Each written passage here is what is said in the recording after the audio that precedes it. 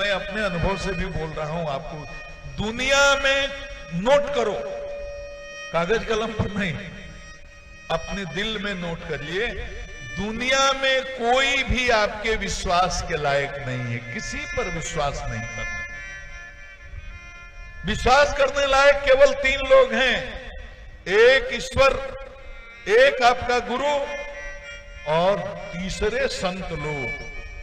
संतों पर भरोसा करो, गुरु पर आंख मूंद करके भरोसा करो और ईश्वर पर भरोसा करो। इसके बाद अलावे किसी पर कोई भरोसा योग्य नहीं है, कोई विश्वास योग्य नहीं है। और इसका भी विज्ञान है, आध्यात्मिक विज्ञान है, स्पिरिचुअल साइंस है। जो तमोगुण प्रधान जीव हैं कभी भी भरोसे के लायक नहीं है।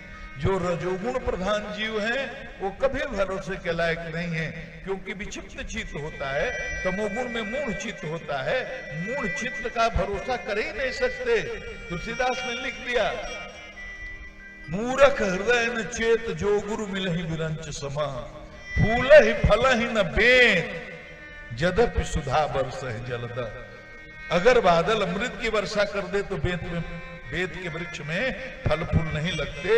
वैसे जो मूढ़ चित्त का है, घोर तमोगुणी जीव है, तो मूर्ख हृदय न चेत, अगर ब्रह्मा भी गुरु बन के आ जाए, उपदेश करें, तो उस पर उसका प्रभाव नहीं होगा। भगवान स्वयं ही उपदेश कर रहे थे, अर्जुन तो समझ गया, दुर्योधन समझा क्या? दोनों भाई ही हैं, दोनों राजपुत्र हैं। एक प्रचंड रजोगुणी जीव है, एक विशुद्ध सत्व में प्रतिष्ठित जीव है, जिसकी आस्था है भगवान में, जिसका विश्वास है भगवान ने, जिसने शरणागत किया है। उसका चरित्र देखिए अर्जुन का। और जो प्रचंड रजोगुणी जीव है दुर्योधन, उसका चरित्र देखिए। दोनों ने क्या किया, दोनों की क्या गति हुई।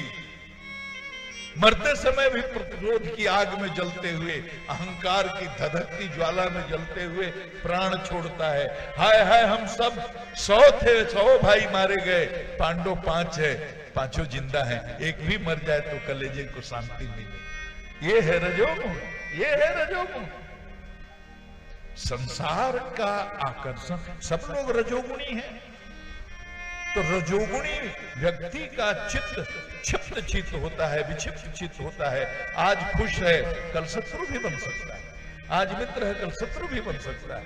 भाई भाई में झगड़े होते हैं, पिता पुत्र में झगड़े होते हैं, पति और पत्नी में भी झगड़े होते हैं, गोतिया गोतिया में झगड़ा, जात का झगड़ा, धर्म का झगड़ा, झगड़ा ही झगड़ा है, झगड़ा ही झगड़ा है। और केवल ये गुणों का कमाल है, ये रजोगुण का कमाल है और कुछ नहीं है। जो चित्त शुद्ध सत्व में प्रतिष्ठित होगा, वहां भेद दृष्टि समाप्त हो जाएगी। वो निरुद्ध चित्त में इस सब चीज की गुंजाइश नहीं है। तो जो शुद्ध सतोगुण में प्रतिष्ठित है वही भरोसे लायक है, वही संबंध भरोसे लायक है। उमा शंकर, शुद्ध सतोगुण में जीव जो स्थापित नहीं है, जिसका चित्त, जिसके चित्त में सतोगुण का उत्कर्ष नहीं है, वो कोई भी व्यक्ति, चाहे आपका निकट का संबंधी हो, ऐसा धक्का देगा आपको, ऐसी चोट देगा कि उसका दर्द भी जीवन भर आपको नहीं भूलेगा। निरपेक्ष रहे, बिल्कुल निरपेक्ष रहे। इसीलिए संतों ने कहा, भैया हमें क्या लेना, हमारो धन राधा से राधा से राधा, हमारो धन राधा से राधा से राधा, हमारो धन राधा राधा राधा राधा राधा, हमारो धन राधा राधा राधा राधा राधा, हमारो धन राधा राधा राधा राधा राधा, हमारो धन राधा राधा राधा राधा राधा, हमारो धन राधा से राधा से राधा, हमारो धन राधा से राधा से राधा, हमारो धन राधा से राधा से राधा, हमारो धन राधा से राधा से राधा। जितासनो जीत सांसो जीत संगो। तो संसार में क्यों रखनी है इतनी आसक्ति, किस लिए इतनी आसक्ति रखोगे? ये संसार तुमको क्या देगा? ये संसार आपको कुछ नहीं देगा। इसलिए जीत संगो, जित संग बनो, आसक्ति का परित्याग करो, ये उपदेश दे रहे हैं शुक जी। ये केवल परीक्षित को उपदेश नहीं है, परीक्षित का प्रश्न भी केवल अपने लिए नहीं है, परीक्षित का प्रश्न लोकहित के लिए है। बरियान दे प्रश्न कृतो लोकहितम नृप, लोकहित के लिए प्रश्न है, इसलिए जो उत्तर है वो भी लोकहित के लिए है, हमारे आपके लिए। कौन सुखी है इसमें बताओ? कौन माता है यहां बताओ? कौन बहू बैठी है जिसको सास से पट रही है?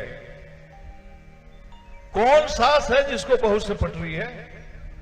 कौन दो गोतनी है कि आपस में उसको प्यार है?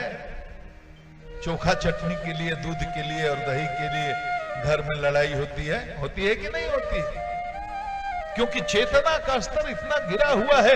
मैं कहता हूं हर माताएं यहां बैठी हैं, अगर अपने गोतनी के पुत्र को, उसके बेटा को अपना बेटा समझ करके प्यार करने लगेंगी, और जो भाव अपना बेटा के लिए है वही भाव गोतनी के बेटा के लिए होगा, परिवार कभी नहीं टूटेगा, पक्का मान लो, कभी नहीं टूटेगा।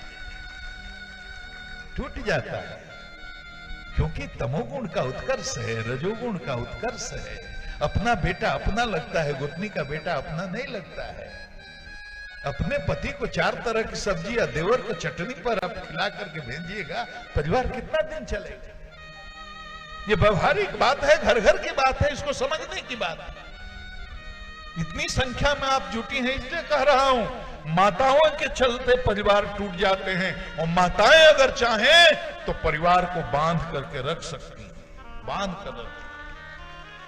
मेरे गांव में एक परिवार है, 100 उसमें सदस्य है टोटल, और मैं ये बात कह रहा हूं व्यासपीठ से, एक देवी स्वरूपा, एक स्त्री के चलते 100 लोगों का वो परिवार आज तक चल रहा है। ऐसी माताएं प्रणाम करने लायक हैं, प्रशंसनीय हैं, वंदनीय हैं। संयुक्त परिवार टूट रहे हैं, चेतना का अपकर्ष हो गया, तमोगुण का इतना प्राबल्य हो गया, रजोगुण का इतना प्राबल्य हो गया। साड़ी के लिए गहना, साड़ी के लिए झगड़ा, गहना के लिए झगड़ा, गोतनी से झगड़ा, सास को गोतनी से झगड़ा, गोतनी को सास से झगड़ा, ननद और भौजाई में नहीं पड़ता हमारा, झोटा झोटी पता नहीं क्या क्या, गाली भी माताएं हमारे इलाके में तरह तरह का देती हैं, बप कटनी पुत कटनी पता नहीं क्या। घर घर में ये झगड़ा है, और झगड़ा का अगर कारण जानना चाहेंगे तो सिर्फ यही है कि उसकी चेतना का स्तर बहुत नीचा है। सत्संग का ही लाभ है। आदरणीय हमारे सन्यासी जी, नन्ना पुत्र जी आपको बता रहे थे, सत्संग करने से चेतना का स्तर उठता है। ये ज्ञान होता है जब संतों से आप शास्त्रों की बात सुनते हैं तो, कि जीवन को सुंदर बनाना है।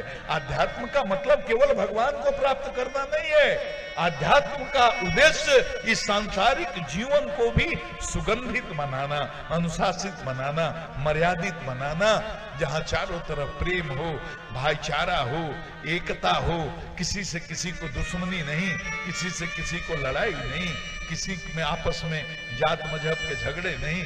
तो आध्यात्म का मतलब खुशबू बिखेरना है, सुगंध बिखेरना है। आध्यात्म का मतलब दुर्गंध फैलाना नहीं है। इसके लिए जीत संग बनना होगा।